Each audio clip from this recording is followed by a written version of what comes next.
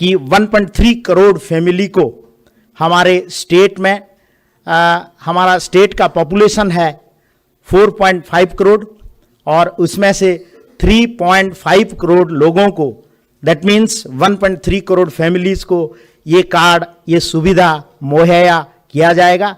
उसमें हमारे गोपबंधु आरोग्य योजना जो स्टेट रन प्रोजेक्ट है और आयुष्मान भारत योजना का एक ही सिंगल कार्ड दिया जाएगा।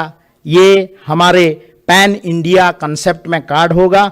One nation one health card के अंदर ये पूरा भारत वर्ष में कश्मीर से लेकर कन्याकुमारी तक हमारा जो आकलन है, और हम लोग जब आयुष्मान भारत योजना का सॉफ्टवेयर पे ऑन बोर्ड हो जाएंगे, हम एक आकलन किए हैं कि 30,000 हॉस्पिटल के साथ ये एमओयू अनुबंधित रहेगा। आज हमारा स्टेट में बहुत दिनों के प्रतीक्षा के बाद भारतीय जनता पार्टी का सरकार आया है, और हम जब विरोधी दल में थे यही नारा लगाते थे कि जब सरकार 2024 में उड़ीसा प्रदेश में भारतीय जनता पार्टी को आएगा तो हम लोग प्रधानमंत्री आयुष्मान भारत जन आरोग्य योजना और state run project Gopabandhu Jan Arogya Yojana को तुरंत कार्यकारी करेंगे। और इसके लिए भी हमारे चीफ मिनिस्टर मोहन चरण मांझी जी ने हमारे जो 2024-25 का आर्थिक बजट हमने फ्लोर ऑफ द हाउस में पेश किया था, उसमें इसके लिए भी बजट का प्रावधान किया था। और अभी हम लगभग एक आकलन किया गया है कि 1.3 करोड़ फैमिली को हमारे स्टेट में हमारा स्टेट का पॉपुलेशन है 4.5 करोड़ और उसमें से 3.5 करोड़ लोगों को, दैट मीन्स 1.3 करोड़ फैमिलीज को ये कार्ड, ये सुविधा मुहैया किया जाएगा। उसमें हमारे गोपबंधु आरोग्य योजना जो स्टेट रन प्रोजेक्ट है और आयुष्मान भारत योजना का एक ही सिंगल कार्ड दिया जाएगा। ये हमारे पैन इंडिया कंसेप्ट में कार्ड होगा। One nation one health card के अंदर ये पूरा भारत वर्ष में कश्मीर से लेकर कन्याकुमारी तक हमारा जो आकलन है, और हम लोग जब आयुष्मान भारत योजना का सॉफ्टवेयर पे ऑन बोर्ड हो जाएंगे, हम एक आकलन किए हैं कि 30,000 हॉस्पिटल के साथ ये एमओयू अनुबंधित रहेगा और पूरे भारतवर्ष में इसका लाभ मिलेगा।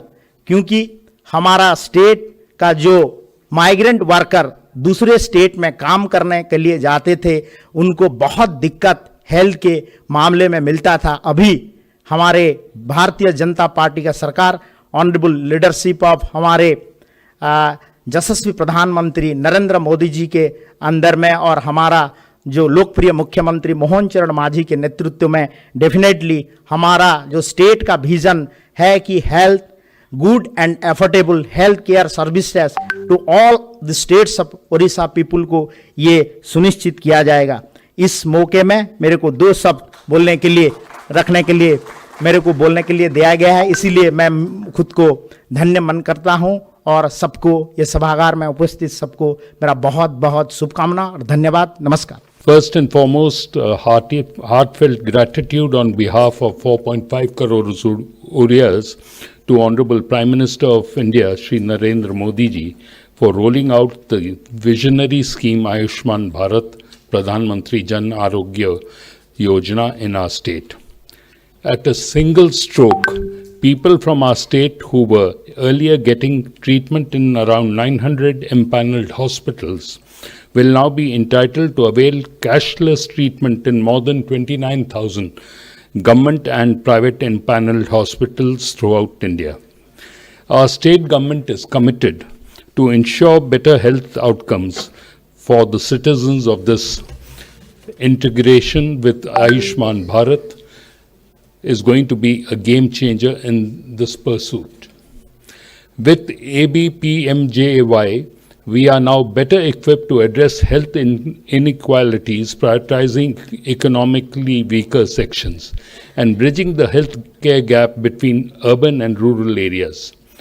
Particularly, our tribal and underprivileged population would benefit the most from the scheme. We are aware ABPMJAY operates on a robust digital platform, and Orissa could hugely benefit from this health management system. With the inclusion of ABPMJAY, private and public hospitals in Orissa will also be incentivized to upgrade the infrastructure to meet scheme standards. In conclusion, I once again thank our Yashasvi Prime Minister Shri Narendra Modi ji, Honorable Union Health Minister Shri JP Nadda ji, and Government of India for this new year gift to the people of Orissa. We are absolutely sure with this inclusion in Ayushman Bharat scheme, Orissa would not only encash significant financial, administrative and healthcare access benefits, but also would enhance its healthcare system, expand coverage and ensure long-term sustainability, which firms are resolved for a Utkarsh Odisha by 2036 and a Viksit Bharat by 2047. Thank you. जय हिंद, जय भारत। कुछ महीनों पहले उड़ीसा ने एक नई करवट ली।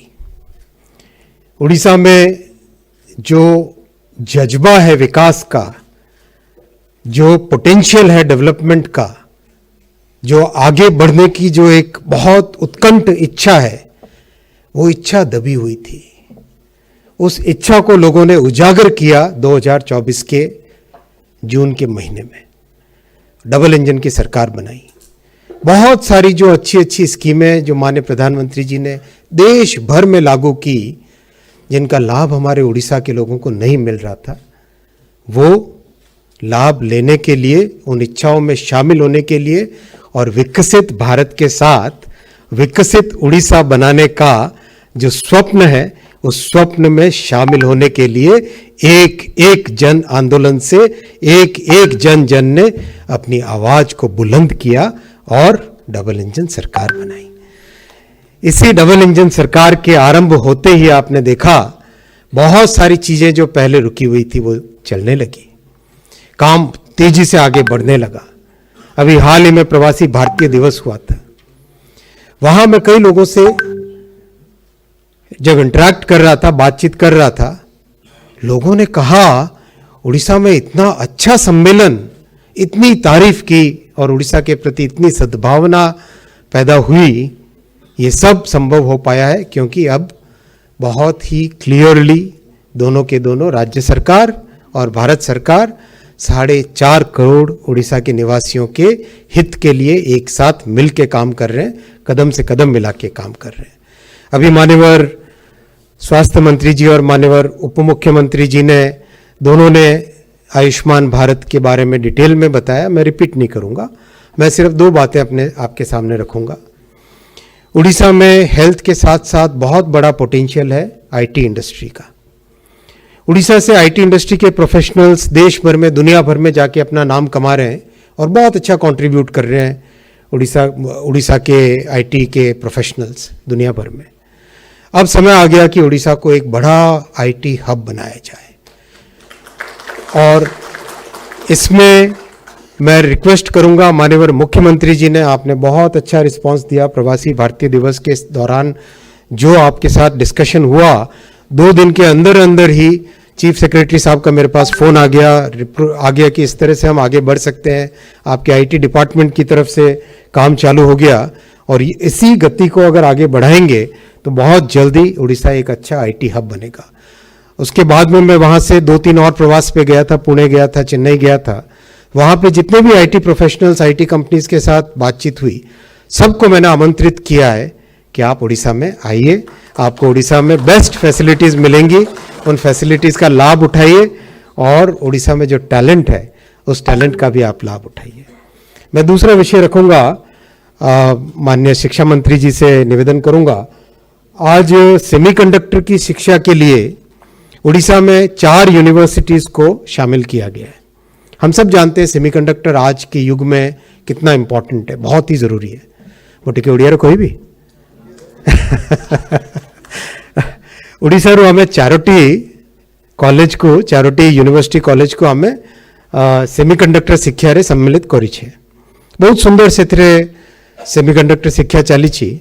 आज मैं रिक्वेस्ट करी माननीय मुख्यमंत्री जी को और माननीय शिक्षा मंत्री जी को आम पाखे स्कोप अच्छी आहरी 5टी कॉलेज को आम सामिल करिपारिबा सेमीकंडक्टर शिक्षा पाई। आपण दुई जण जदि महानुभाव मिसिकी 5टी कॉलेज रो रिकमेंडेशन करिवे ताले हम आहरी 5टी कॉलेज को आम सेमीकंडक्टर शिक्षा रे सम्मिलित करिपारिबा। या परे मेन ऑब्जेक्टिव रहिबो शिक्षा पाइला परे केमिति ओडिसा रे गोटे सेमीकंडक्टर यूनिट आसु सेटा हम समस्तंकर गोटे ड्रीम प्रोजेक्ट रहिबो। तापय आम समस्ते मिसिकी जेमति ओडिया रे कहंती अंटा भिड़िकी काम करिबा से पूरा जोश रे पूरा ताकत रे आम काम करिबा। आउ आसंता 2-3 वर्ष भितरे एही स्वप्न मध्य आम पूर्ण करिबा। रेलवे रे मध्य बहुत माननीय मुख्यमंत्री जी को बहुत सहयोग अच्छी।